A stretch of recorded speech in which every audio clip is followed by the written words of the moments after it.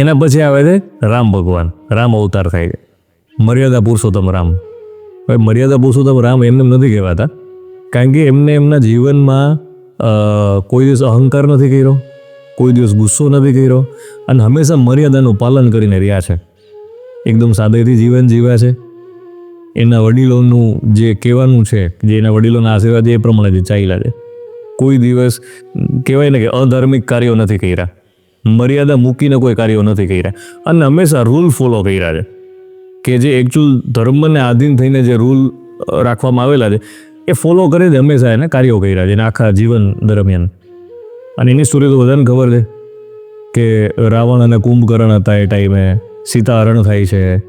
અને અચ્છા, રાવણ અને કુંભકર્ણ એ જય વિજયનો બીજો જન્મ, રાઈટ. આપણે પહેલામાં જોયું કે વૈકુંઠ ધામમાં જય વિજય હતા, એનો બીજો જન્મ હિરણ્યકશ્યપુ, અને રામ અવતારમાં રાવણ અને કુંભકર્ણ. રાવણને એટલા માટે મારવામાં આવ્યો નહીં કે ખાલી અને ખાલી સીતાહરણ થયું હતું, એનો અહંકાર એટલો હતો, રાઈટ. અને જ્યારે યુદ્ધ પૂરું થાય છે ને ત્યારે રામ ભગવાન ખાલી એટલું જ બોલે છે, અહંકાર, રાઈટ. એટલે ખાસ કરીને એના અહંકારને લીધે એને મારવામાં આવે છે. અને કુંભકર્ણ એટલા મારવામાં આવે છે કે રાવણનો સાથ આપતો હતો, રાઈટ. અચ્છા, આનાથી બીજી એક સરસ મને રામ સીતાની વાત નીકળી, એક સરસ એક ક્લેરિફિકેશન આપવું છે. ઇનફેક્ટ કે તમે કળિયુગમાં જોયું હશે અત્યારના ટાઈમ પિરિયડની અંદર કે જ્યારે બી કોઈ રામ ભગવાનની કે સીતા ભગવાનની જ્યારે વાત થાય તો એક અગ્નિ પરીક્ષા એમની યાર એક ટોપિક નીકળે. જ્યારે રાવણ પર વિજય કરીને પાછા આવે છે સીતાજીને લઈને, ત્યારે અગ્નિ પરીક્ષા કરવામાં આવે છે. હવે અત્યારના ટાઈમમાં લોકો એવું એનું કન્ક્લુઝન આપે છે, એને એટલા માટે અગ્નિ પરીક્ષા કરવામાં આવે છે કે એની પવિત્રતા છે કે નહીં, રાઈટ. પવિત્રતા ગુમાવાય તો નથી ગઈ ને, અત્યારના લોકો આવું કન્ક્લુઝન આપે છે. પણ ખરા અંશમાં તમે જુઓ ને તો આપણા પુરાણો એવું કહે છે કે રામ ભગવાન વિષ્ણુ અવતાર છે, રાઈટ. એને પહેલેથી ખબર હતી કે આવો બનાવ બનવાનો છે, રાઈટ. એટલે એ અગ્નિદેવને બોલાવે છે. અગ્નિદેવ ખુદ પ્રસન્ન થાય છે કે બોલો પ્રભુ શું કરવાનું છે.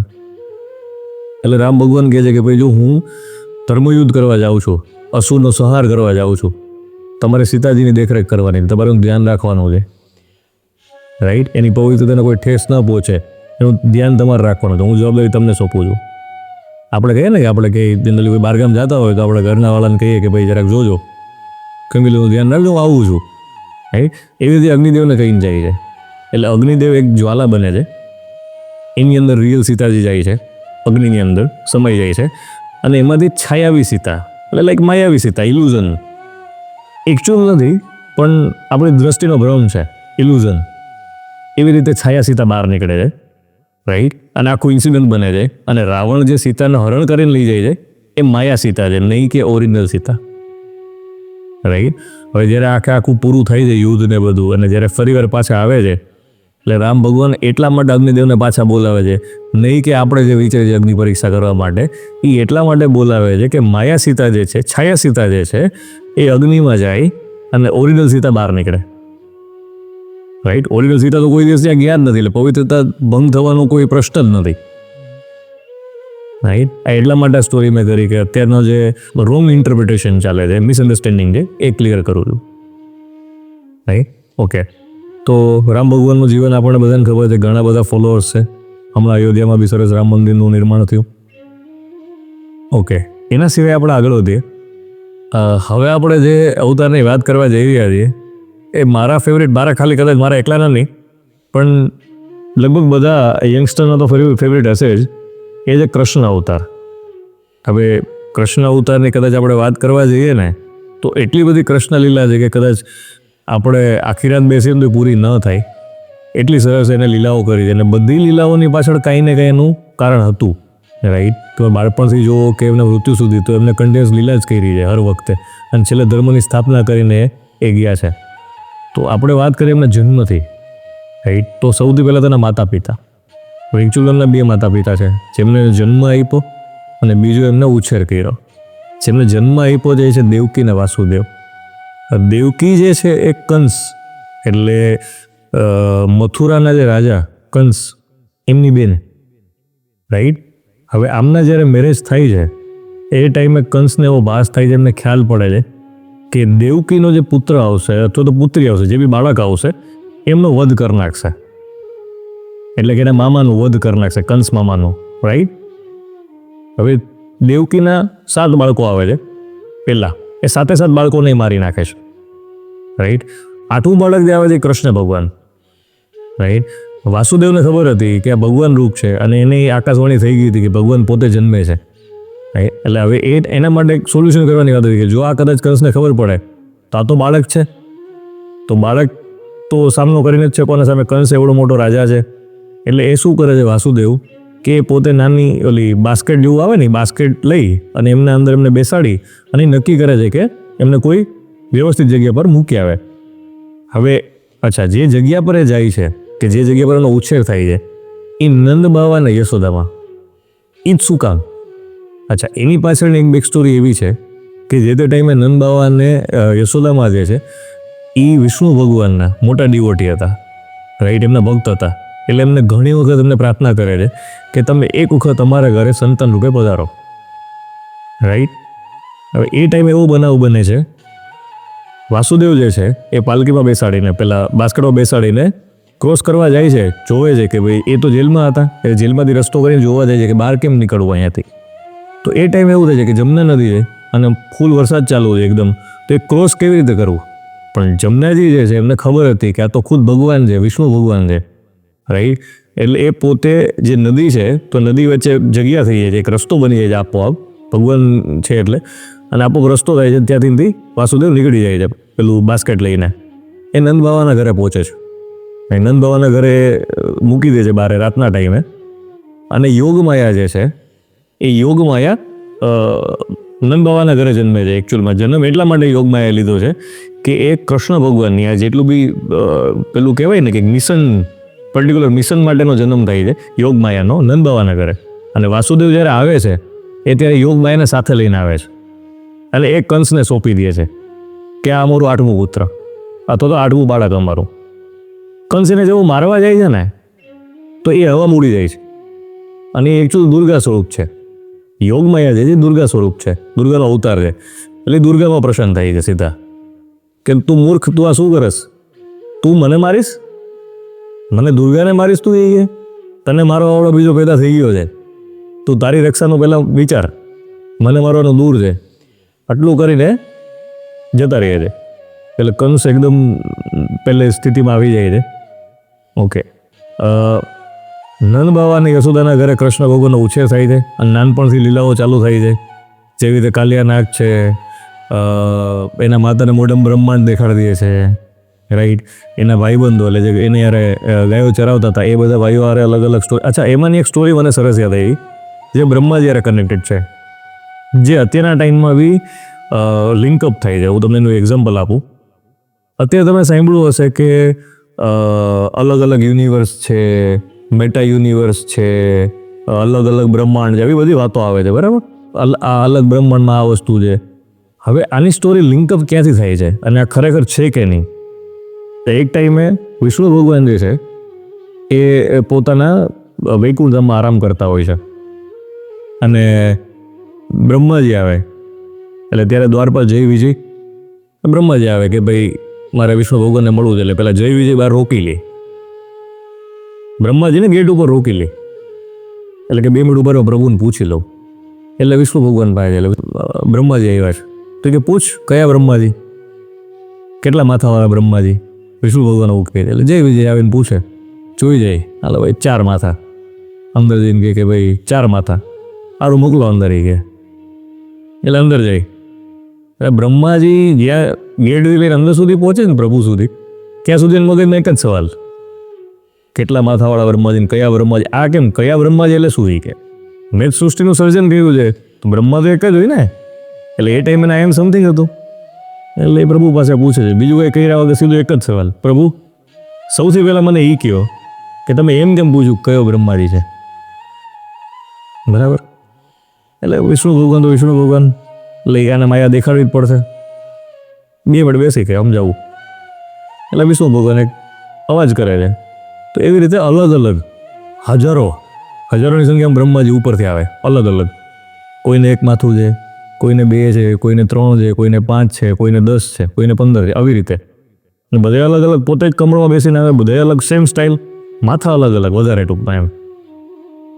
એટલે આ એકચ્યુઅલ જે બ્રહ્માજી આપણા યુનિવર્સ પૃથ્વીની વાત કરીએ તો એ ટેન્શનમાં આવી જાય કે પ્રભુ આ શું? એટલે કે ભાઈ તું ખાલી આ યુનિવર્સ એટલે કે આ પૃથ્વીનો બ્રહ્મા છો, આવા હજારો લાખો યુનિવર્સ છે, આ બધા એના બ્રહ્મા છે, અને ત્યાં અલગ અલગ દુનિયા ચાલે છે, રાઈટ? એટલે ત્યારે એના અભિમાનનું એ પેલું પૂરું કરે છે એમ. ત્યારથી જ સમજે છે કે ભાઈ નહીં, એકચ્યુઅલ તમે બ્રહ્માજી જુઓ તો વિષ્ણુ ભગવાનના નાભીમાંથી નીકળે છે, કમળમાંથી, રાઈટ? ખેર આપણે ટોપિકથી બહાર ગયા. એનીવેઝ, કૃષ્ણ લીલા ઘણી બધી છે. ખાસ કરીને તમે કાલિયાનાગની જુઓ તો કાલિયાનાગ યમુના નદીના કિનારે આવી ગયો હતો. એકચ્યુઅલી પહેલાં સમુદ્રમાં હતો, પણ એને બીક ગરુડની હતી. એટલે ગરુડની બીકથી, કારણ કે ગરુડ છે ને સાપને મારી નાખે, તો એ ગરુડની બીકથી સમુદ્રથી નીકળીને જમુના નદીએ પહોંચી ગયો અને ત્યાં વાસ કરતો એના ફેમિલી હારે. અને એ ઝેરીલો હતો, બરાબર? એટલે આખા જે પાણી હતું એ બધું ઝેરવાળું થઈ ગયું. અને કૃષ્ણ ભગવાનની બાલ લીલાની સ્ટોરી છે. તો કૃષ્ણ ભગવાન એના ફ્રેન્ડ સાથે રમતા હતા, ચર્ચા થઈ ગઈ આ તો આખું ઝેરવાળું પાણી છે, 2 મિનિટમાં સફાઈઓ કરી દો. આવું અરે ભાઈબંધો વારે વાત કરતા હોય ને, કમળા કરી દો, ગમી જાય 2 મિનિટ. એટલે પાણીને દુબકો મારીને કાળિયાનાગને બહાર કાઢીને ડાન્સ વાન્સ કરે છે. આખી સ્ટોરી તો ખબર જ છે આપણને. એ ટાઈમે ઓલો સરેન્ડર કરી દે, ભાઈ આપણે હારી ગયા પ્રભુ, તમે છો તો કંઈ ચર્ચાનો વિષય નથી. એટલે એ સ્વીકારી લે છે. પછી એમ કે હવે તું નીકળી જાય અહીંથી, નદી મૂકીને તું નીકળી જાય છે, જમના નદી મૂકીને. કાલિયાનાગ કે કાંઈ વાંધો, હું જતો રહું છું. પણ એક શરત છે, પાછળ ફરીને ન જોતો. હવે કોઈ દિવસ ગોકુળ બાજુ ફરીને જોતો નહીં, બરાબર? જાય છે ને છતાંય ખબર નહીં એને શું સુઈ ગયું, પાછળ ફરીને જોવે છે. એ જેવો પાછળ ફરીને જોવે છે ને, વ્રજની જ વાત છે, જેવો પાછળ ફરીને જોવે કેમ કે એ પથ્થરનો થઈ જાય છે, બરાબર? એ પથ્થરનો બની જાય છે આખો. હાલની તકમાં એ જગ્યા વ્રજની અંદર છે, બરાબર? અને આપણા પુરાણોની અંદર બી છે, ઘણા ઇતિહાસમાં એવું કહે છે કે જે તે ટાઈમે ઔરંગઝેબને બધા જે હતા એ લોકો મારવાની ટ્રાય કરી હતી, તોડવાની ટ્રાય કરી, જે મંદિરને બધું તોડતા હતા એ ટાઈમે આ નાગનું જ આખી જે સ્ટેચ્યુ હતું ને એ તોડવાની ટ્રાય કરી, તેમાંથી ખૂન નીકળવા માંડ્યું. એટલે મૂકી દીધું, તૂટ્યું નહીં ને, ખૂન નીકળી ગયું, મૂકી દીધું ટૂંકમાં એમ. અને એની યારે સ્ટોરી એવી છે કે જ્યારે કલ્કી અવતાર આવશે, કે 10મો અવતાર જ્યારે કૃષ્ણ ભગવાનનો આવશે, ત્યારે આ જીવતો થશે ને ત્યારે એને મોક્ષ મળશે. ત્યાં કનેક્ટેડ છે. ખેર, એના સિવાય ઘણી બધી સ્ટોરીઓ, ઘણી બધી લીલા છે. હું તમને બીજી એક વસ્તુ પર લઈ જાઉં કે જેવી રીતે મહાભારત, તો મહાભારતનો જ્યારે અંત થયો, એકચ્યુઅલ ખેલૈયા તો એ જ હતા, બરાબર? કરતા હરતા એ હતા, હારનાર પાર્ટી એ હતી, જીતનાર પાર્ટી એ હતી, આખો ખેલ કરનારા એ હતા, રાઈટ? હવે આ બધી વસ્તુ ખબર હતી ગાંધારીને. હવે જ્યારે આખો કૌરવ વંશ પૂરો થાય, કુરુવંશ પૂરો થાય ને, એને છોકરા બધા મરી જાય છે, ત્યારે ગાંધારી એને શ્રાપ આપે છે કૃષ્ણ ભગવાન. એટલે કૃષ્ણ ભગવાન એક્સેપ્ટ કરે છે કે હા ભાઈ મેં જ કર્યું હતું, બધું સ્વીકારી લે છે હસતા મોઢે. એટલે ગાંધારીને શ્રાપ આપે છે કે જેવી રીતે મારા કુરુવંશનો નાશ થયો છે, જેવી રીતે મારા છોકરાઓ ગયા છે, એવી રીતે તારા યદુવંશનો નાશ થશે, રાઈટ? અને ખરેખર એવું થાય છે, યદુવંશનો નાશ પામે છે. પણ એ પહેલાં જ્યારે કૃષ્ણ ભગવાનનો મૃત્યુનો સમય આવે છે એટલે એને ખબર હતી કે હવે પૃથ્વી છોડવાનો ટાઈમ આવી ગયો છે. નોર્મલ માણસ જ હતા, એટલે ઓફકોર્સ એનું મરણ બી નિશ્ચિત હતું. અને એને ખબર હતી ક્યાં શું જઈ, એટલે એક જંગલમાં પહોંચી જાય છે અને વડલા નીચે બેઠા બેઠા આમ પગ એની જે સ્ટાઇલ છે એ સ્ટાઇલથી બેઠા અને પગ લાંબો કરીને બેઠા. એ ટાઈમે એક શિકારી આવે છે અને શિકારી તીર છોડે છે, બરાબર? ઝાડની પાછળથી. એ સીધે સીધો કૃષ્ણ ભગવાનના પગમાં વાગે છે, રાઈટ? અને શિકારી જોવે છે, એને એવું હતું કોઈ હરણ છે. અને જ્યારે કૃષ્ણ ભગવાનની બાજુમાં આવે છે એની માફી માગવા માંડે છે કે પ્રભુ મને તો ખબર જ નહોતી કે કોઈ માણસ છે કે કોઈ ભગવાન છે, મને તો એવું હતું કે હરણ જાય છે.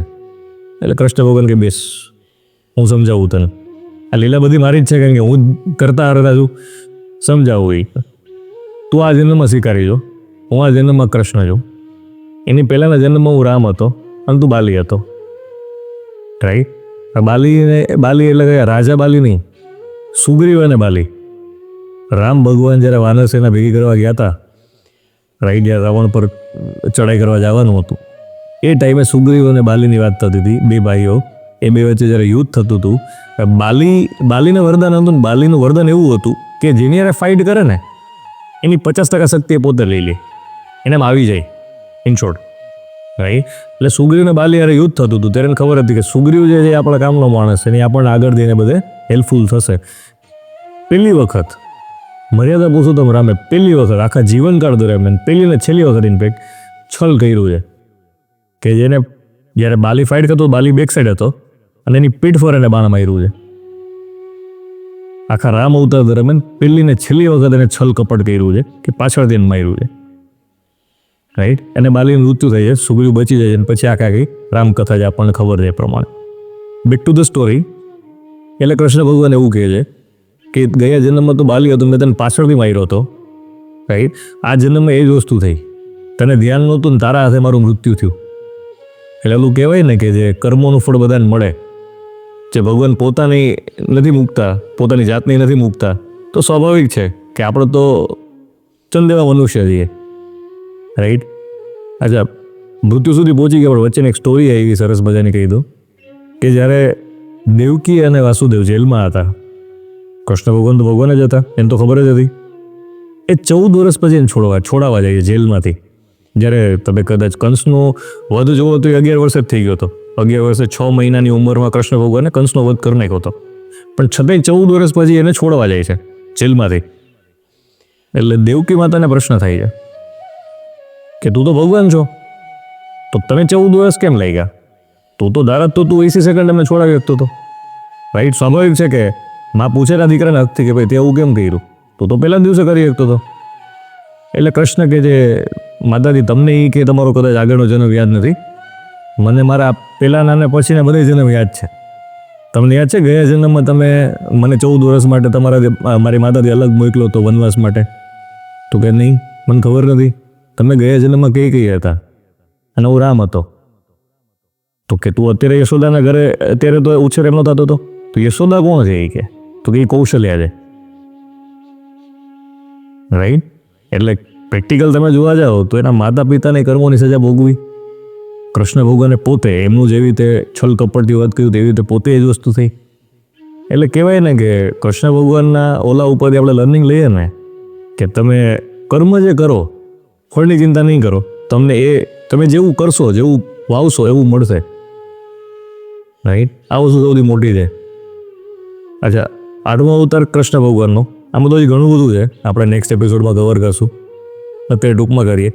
હવે 9મો અવતાર જે છે ને એના માટે આપણે ડિટેલમાં એટલા માટે ચર્ચા નહીં કરીએ કે એમાં ઘણી બધી મિસઇન્ટરપ્રિટેશન છે ગ્રંથોની અંદર. પણ કોઈ એવું કહે છે કે બુદ્ધ ભગવાન છે, કોઈ એવું કહે છે કે બલરામ છે. રાઈટ. આનું કોઈ સ્પેસિફિક કે ચોક્કસપણે કોઈ એનું કોઈ ઉલ્લેખ નથી. એટલે આના માટે કદાચ આપણે બોલવીએ તો એ ખોટું સાબિત થાય, એટલે એનો મતલબ નથી. અને 10મો અવતાર છે એ કલ્કી અવતાર છે. આપણે કદાચ હમણાં કલ્કી મૂવી જોયું તો એના બેઝ ઉપર જ છે. અને એવું કહેવામાં આવે છે કે સંભાલા કરીને જગ્યા છે, ત્યાં સુમતિ કરીને મધર હશે, સુમતિના ઘરે એમનો જન્મ થશે કલ્કીનો, અને એ સફેદ ઘોડા પર આવશે. અને જ્યારે કળિયુગ એમની ચરમસીમા ઉપર, એટલે કે અત્યારે આપણે કદાચ જોવા જઈએ ને તો હજી મારા ખ્યાલથી હાર્ડલી 5-6 હજાર વર્ષ 7,000 વર્ષ જેવું હાર્ડલી થયું હશે. ને બહુ મોટો કળિયુગ છે, બરાબર, બહુ મોટો કળિયુગ છે. એમના અંત જ્યારે આવશે, એટલે કે કહેવાય ને કે અત્યારની આપણે પરિસ્થિતિ જોઈએ તો આપણને એવું લાગે કે કળિયુગનો અંત નજીક છે. રાઈટ. પણ પ્રેક્ટિકલ વેમાં તમે જુઓ ને પુરાણો પ્રમાણે તો હજી શરૂઆત છે. તમે ઇમેજિન કરો કે કળિયુગ કેટલો ખરાબ થશે જ્યારે પૂરો થશે, જ્યારે ચરમસીમા આવશે. રાઈટ. તો એની અંદર જ્યારે એક ચરમસીમાએ પહોંચશે ત્યારે આ 7 ચિરંજીવી, જેટલા બી ચિરંજીવી આપણે વાત કરીએ કે અશ્વત્થામા છે, વિભીષણ છે, હનુમાનજી છે, રાજા બાલી છે, રાઈટ, આ બધા એમને સાથે મળીને કલ્કી, એટલે કલ્કીનો જન્મ થાય અને કલ્કીની સાથે આવશે. હવે એની સામે કલી એટલે જે રાક્ષસ અસુર, એની સામે ફાઇટ કરવા માટે, હવે તમે વિચાર કરો વિષ્ણુ ભગવાનનો 10મો અવતાર અને 7 ચિરંજીવી બધાય મળીને કલીને મારશે, કલીનો વધ કરશે, તો કલીની તાકાત શું હોય છે? વિષ્ણુ અવતાર એકથી નહીં, બાકીના 7 ચિરંજીવીની હેલ્પ જોશે તો એની તાકાત શું હોય છે? નહીં. અત્યારે એવું બી કહેવાય છે, મેં હમણાં જ એક જગ્યા પર આઈ એમ નોટ શ્યોર બટ મેં ઇન્સ્ટાગ્રામમાં તો કોઈ જગ્યા પર જોયું હતું કે જેમાં એનો ઘોડો છે, ઘોડા પર આવશે, વ્હાઈટ ઘોડા પર, અને ઘોડાની પ્રતિમા ઓલરેડી અત્યારે મંદિરમાં છે. રાઈટ. અને એના પગમાં છે ને, ઘોડાના પગમાં ઘાવ લાગેલા છે, એ ધીમે ધીમે ભરાય છે. એવું કહેવામાં આવે છે કે જ્યારે કલ્કી અવતાર આવશે એકચ્યુઅલમાં ત્યારે આ ઘોડો લઈને આવશે અને એ ઘોડાની પ્રતિમા અત્યારે ઓલરેડી છે એવું કહેવામાં આવે છે. આઈ એમ નોટ શ્યોર, પણ સાંભળેલું છે. એટલે આટલી સરસ 10 અવતારની સ્ટોરી આપણે જોઈ. તમને કંઈ સવાલ જવાબ આના વિશે હોય તો પૂછો. વાહ, ખૂબ જ સરસ. 10 અવતાર, વિષ્ણુ ભગવાનના 10 અવતાર, 10 અવતારમાંથી ખૂબ જ જાણવા જેવું આપણે કહી શકીએ. એ પહેલો અવતાર એમનો મત્સ્ય અવતાર કયો કે ઇનિશિયલ સ્ટેજની અંદર જ કદાચ મત્સ્ય અવતાર તો સાંભળીને કદાચ આજની જનરેશનને એવું લાગે કે ભાઈ આવું થોડી થતું હશે કે ભાઈ દુનિયાનો સર્વનાશ થાય ને આ છે તે છે, પણ એ જ્યારે એનું રેફરન્સ માટે મૂવી 2012 જોશે ને તો એમને આઈડિયા આવશે કે ભાઈ હા, આવી જ કંઈક બોટ હતી. એ બોટની અંદર બધા એવા જ જીવો હતા, બધી જાતના પેડ પૌધા, બધા જનાવર એની જ એ, અથવા તો તમે એમ કહી શકો કે એ બેઝ લઈને જ એ લોકોએ કરાવેલું હતું. બીજો જે આ કાચબાવાળો અવતાર આપણે તમે કહી શકો કે જેનાથી સમુદ્ર મંથનની શરૂઆત થઈ હતી, અથવા તો એ દેવો અને દાનવો વચ્ચેનું જે યુદ્ધ થયું અથવા તો જે કોમ્પિટિશન થઈ કે ભાઈ જે અંદરથી નીકળશે સમુદ્ર મંથનમાંથી, એનો બેઝ જ કૃષ્ણ ભગવાન થયા. ના પછીનો વરાહ અવતાર તમે કહો કે આખી પૃથ્વી જે આજની તારીખે એવું સાંભળવા મળે કે ભાઈ 70% પાણી છે, 30% જમીન છે, એ સમુદ્રની અંદર આખી પૃથ્વી હતી. એની વરાહ ભગવાનના સ્વરૂપમાં આવી, 2 દાંતની વચ્ચે આખી પૃથ્વી રાખી અને જે આખું આગળનું વર્કિંગ થયું. વામન અવતાર, રાજા બાલી સાથે ડીલ કરી અને એમ ભાઈ 3 પગલાં જમીન આપો. આજે સ્વાભાવિક વાત છે કે ભાઈ આવડું એક આજની તારીખે એમાંથી લર્નિંગ પોઈન્ટ એવો થઈ શકે કે ભાઈ કોઈ વ્યક્તિને નાનો ના સમજાય. હા છે, રાજા બાલીએ 3 ફૂટ જમીન, અરે ભાઈ લઈ લેને મોજ કરે એમ નો, એ ક્યારે શું થઈ શકે એનું નક્કી નથી. ક્યારે કોણ નાનો માણસ ક્યારે કેવડો થઈ શકે. રામ ભગવાનનું તો આખી જીવન ચરિત્ર જ અલગ છે, એમાંથી તો શીખવા જેવું છે. એમ કૃષ્ણ ભગવાનમાંથી એટલું છે, એમ રામ ભગવાનમાંથી પણ એટલું છે. એના પછી તો મેન કૃષ્ણ અવતાર, એની અંદર તો કંઈ ઘટે જ નહીં એવી રીતે વાત છે. અમુક પોઈન્ટ્સ બહુ સરસ કે જે આ રામ ભગવાન અને કૃષ્ણ ભગવાનના બેયના શું કહેવાય કર્મો એકબીજા સાથે એસોસિએટેડ થયા કે ભાઈ 14 વર્ષનો વનવાસ ત્યાં મળેલો, અહીંયા એ 14 વર્ષનો કારાવાસ કૈકેયીને એમના માતાના રૂપમાં મળેલો, અને એ 14 વર્ષ પછી તો એ એમની માતા સાથે જ રહ્યા.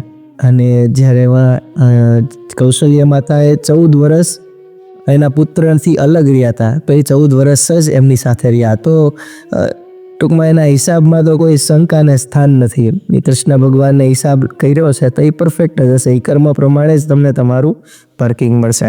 ખૂબ જ સરસ. 10 અવતારમાં ખૂબ મજા આવી, ખૂબ નવું જાણવા જોવા મળ્યું.